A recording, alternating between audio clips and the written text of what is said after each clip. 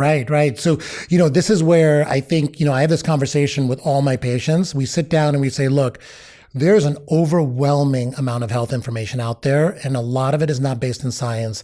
There's a lot of like majoring in minor things, right? There's a lot of focus on like what's the best superfood, or what's the how much caffeine should I have per day? But like in reality, what I tell people is let's break this down for you into the main components. And over time, let me educate you on the main components of health.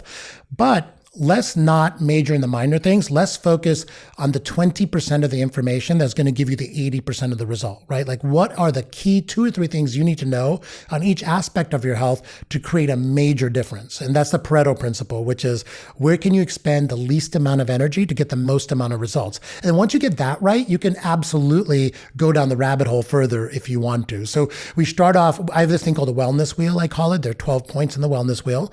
We start off with the basics, nutrition, sleep, and exercise. But then we move on to gut health, immune system health, hormone health, heart health, and brain health. And so then we spend a lot of time talking about each one of those individually. And in each one of these categories, what I do is I try to frame it as this, it's a 3-step process. And the first step is number 1, how do we make sure you're not dying from this, right? How do we make sure your nutrition is not killing you, like you're becoming a metabolic disaster with diabetes? Or how do we make sure that your immune system is healthy enough to prevent cancer? How to not die, basically. The second part of it is how do we improve your health span? How do we keep you as healthy as possible for as long as possible?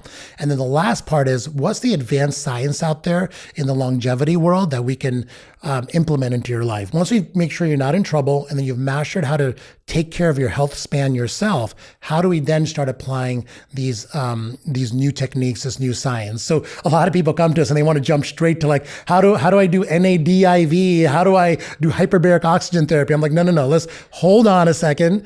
Let's make sure you're not eating ultra processed food first, because that's what's going to make the biggest difference, right? Yeah. So that's kind of how we frame it. And it's, we go down each one of these categories and talk about what's going to make the biggest difference for people. Fantastic. I think I wanted to lay that out for people because I wanted people to understand, you've been on this personal journey yourself.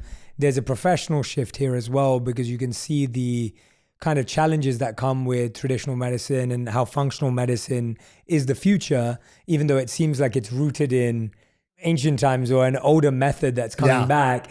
And then looking at these key areas.